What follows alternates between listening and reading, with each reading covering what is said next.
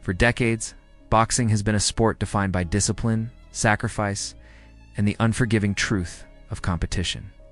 Every fighter who steps through the ropes understands the unspoken rule that respect must be earned through sweat, struggle, and the courage to face real danger. Yet in recent years, the sport has found itself tangled in a strange collision with entertainment culture. And no figure embodies that controversy more than Jake Paul. His rise from YouTube celebrity to pay-per-view attraction has sparked arguments in every corner of the boxing world. And the announcement that he will now step into the ring with Anthony Joshua sent a shockwave through the sport. Seasoned voices who have covered boxing for decades stepped forward not out of excitement, but concern. They believe the industry's boundaries have been stretched so far that the line between spectacle and legitimate sport is beginning to fade, placing boxing's credibility at risk. For critics like Stephen A. Smith, the frustration is clear. His stance comes from years of watching fighters grind through a lifetime of training only to see a social media sensation skip the line. To him, Jake Paul's journey has not been shaped by true boxing trials. Instead, it has been stitched together with exhibitions. Aging champions, years removed from their prime, athletes from other sports, and opponents who pose little threat. The announcement of a fight against a former world heavyweight champion is not seen as ambition, but as an indictment of a sport that has lost control of its own standards. Smith warns that allowing a man with a manufactured resume to stand across from Anthony Joshua is not bravery. It is a sign of how deeply boxing has surrendered to the tides of business and entertainment. Simon Jordan echoes that sentiment but goes further, dissecting how the financial architecture surrounding modern boxing has become more influential than competitive integrity. He argues that promoters and sanctioning bodies have long placed profit over the sport's best interests, shaping events based on viewership rather than valid rankings. In Jordan's eyes, allowing Jake Paul to be attached to Anthony Joshua is not a bold crossover. It is another example of the sport willingly trading credibility for sanctioning fees, sponsorship deals, and viral headlines. He fears that younger generations will see these matchups and assume that careers can be manufactured rather than earned, ultimately eroding the foundation that boxing was built upon. Despite this criticism, others take a more measured stance, acknowledging both the danger and the strange logic behind the matchup. Johnny Nelson calls it madness, but doesn't deny the financial reasoning behind it. He sees the move as risky, both physically and reputationally, noting that Jake Paul is stepping into an arena where size, power, professional pedigree matter more than social media followers.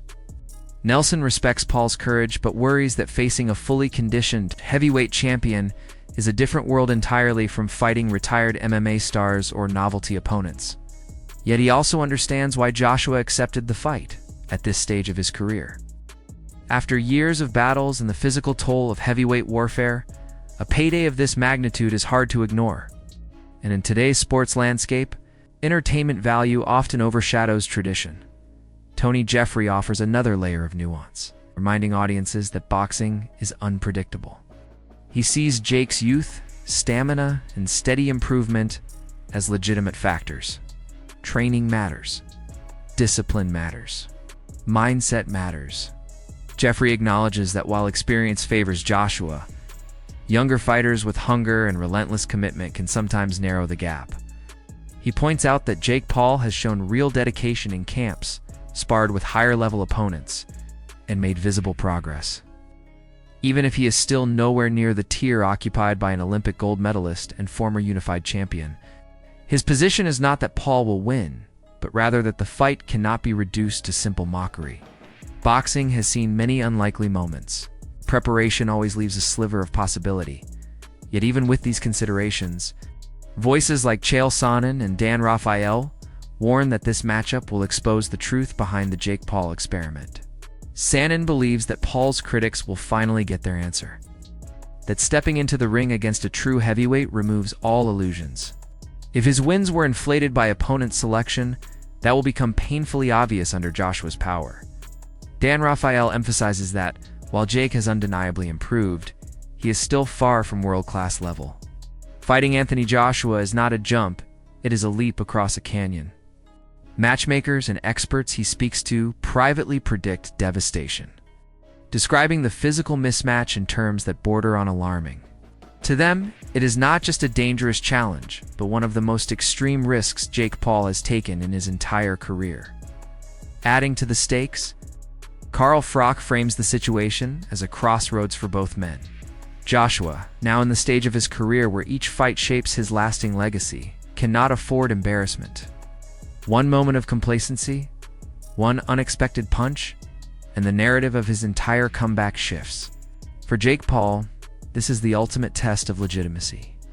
Either he proves that he belongs in the conversation about real fighters, or he becomes a symbol of the entertainment bubble bursting.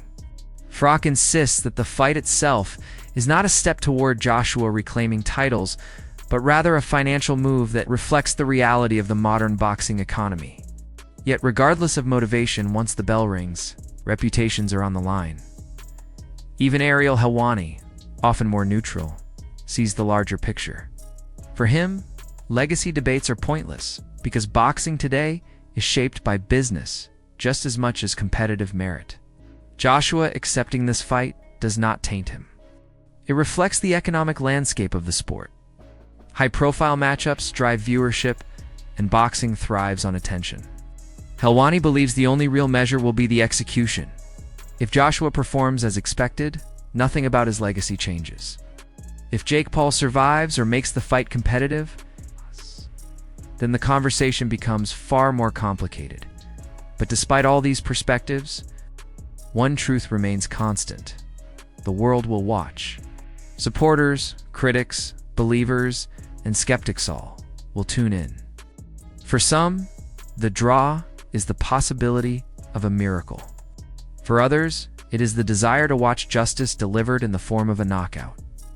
And for many, it is simply the spectacle of entertainment crossing paths with elite sport in a collision that few ever believed possible. What do you think about Jake Paul stepping into the ring with Anthony Joshua? Is this a bold leap that could redefine his career, or a dangerous spectacle that exposes everything wrong with modern boxing? Share your thoughts below. Hit the like button if you enjoyed the breakdown. And subscribe so you never miss our next deep dive into the biggest stories shaking the world of combat sports.